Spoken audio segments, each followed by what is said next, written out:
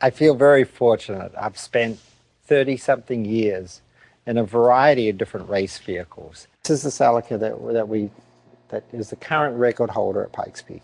It was designed specifically for Pikes Peak. We only ever see a top speed of 140 miles an hour.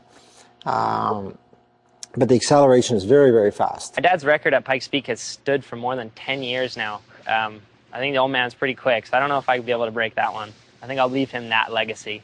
Yeah, see, now the young kids, without the experience, they struggle. Yeah. Plus, young kids quite can honestly, see things a lot better.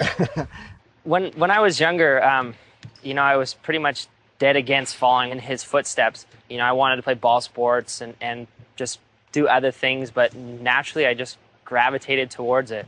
I just couldn't help it. And, I was still oppositional. I still wanted to do, he did rallying, so I was like, I want to do road racing.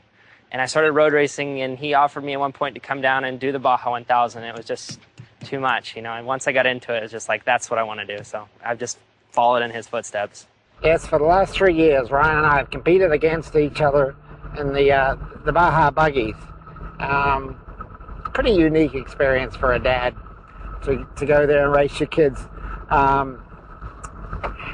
You don't want to just make it easy for them. The nature of the Baja race is expect the unexpected and all the unusual things that you're going to come across in this race. It's definitely a very fun race with my dad. I mean, especially the last 3 years, I've raced in the same class against him. So, it's very difficult to try and make any time on him. And if you make a single mistake, he's going to come blasting by you because he's right there.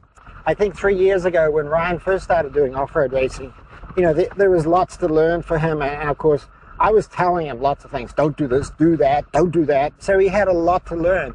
But, I could only guide him so much. The rest of what he'd learned about off-road racing had to come from first-hand experience. You just get to keep shifting up to a high gear, right? It seems like it wants to. You'll be using 5th and 6th. That's even a consideration. See how you go up here now. If you get to an area where you want to go in low ratio, don't stop and pull it out. See how you go in low ratio. He's learned so much over the last few years. He listens very carefully. He listens to what I have to tell him, and he applies that into his driving. And I've really noticed that when I've competed against him, especially last year.